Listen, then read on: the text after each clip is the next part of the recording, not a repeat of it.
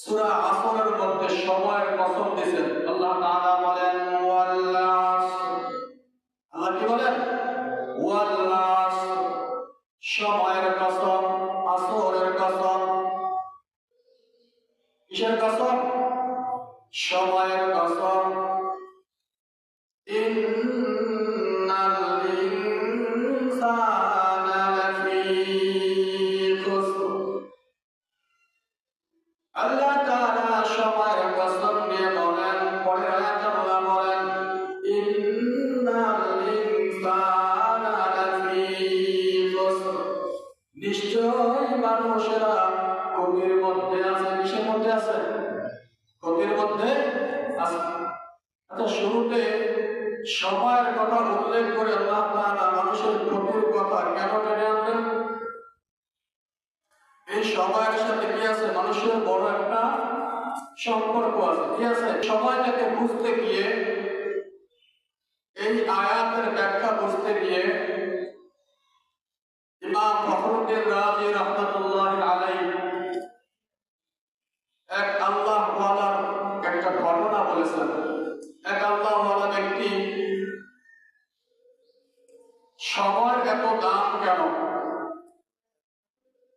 সূরা আসর আল্লাহ তাআলা ওয়াল আসর, সময়ের কসম কেন করলেন? এইটা বোঝার জন্য পেরেশানি করতেছেন যে এত দাম কেন করা হলো সময়। ঘুরতেছেন, চিন্তা করতেছেন, ঘুরতে ঘুরতে একটা বাজারের ভিতরে গেছেন, মাথার মধ্যে পেরেশানি যে সময়ের কেন এত দাম, আল্লাহ সময়ের কসম কেন খাইলেন? আমরা এক একটা বিষয়ের উপর বিশ্বাস স্থাপন করার জন্য কসম খাই না? এমনিতে বিশ্বাস করতে চায় না, যখন বলি কসম খোদা, বিশ্বাস তখন করে কি করে না? করে। অর্থাৎ কসমের একটা স্পেশাল পাওয়ার আছে। আল্লাহ তাআলা নিজে কসম খাইতেছেন সময়, তাহলে সময়ের পাওয়ার আছে না নাই? সময়ের মূল্য আছে না নাই? আছে। আল্লাহ তাআলা বলেন ওয়াল আসর, সময়ের কসম। আল্লাহ তাআলা সময়ের কসম দিয়ে বলতেছেন বান্দা বান্দি সময়ের মূল্যায়ন করতে শিখো।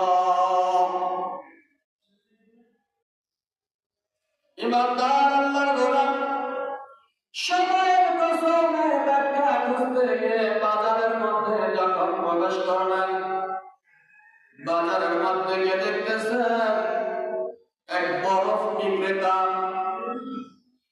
লোকদেরকে ডাকতে বলতেছেন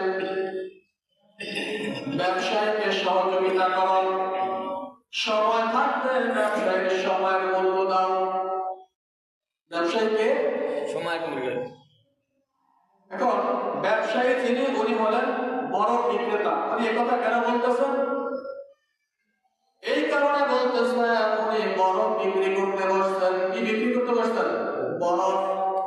এই বরফ যদি সময় মতো বিক্রি করতে না পারেন, বিক্রি করে শেষ করতে না পারেন, বরফ গুলো তো টাকা দিয়ে কিনে আনছে, যদি এটা সময়ের সাথে বিক্রি না করা যায়, এই বরফ গুলো আর বরফ থাকবে না, সবগুলো পানি হয়ে যাবে। কি হবে? পানি হয়ে যাবে। কারণ এটা বরফ আছে বিধায় এটার দাম আছে। উনিও টাকা দিয়ে কিনে আনছে, কিন্তু পানি তো উনি কিনে আনে নাই। যদি এটা সময়ের সাথে বিক্রি করা না যায়, তাহলে এই বরফটা কি হয়ে যাবে?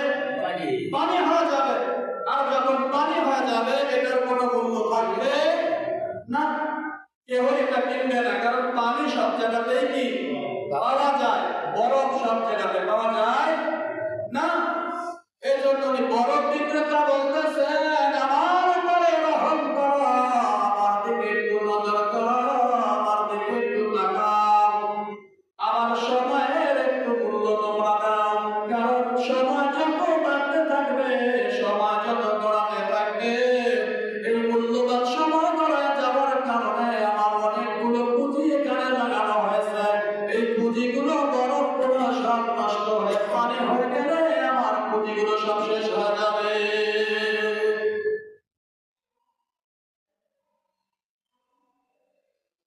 একথা যখন তিনি দোকানদারের কাছ থেকে শুনলেন,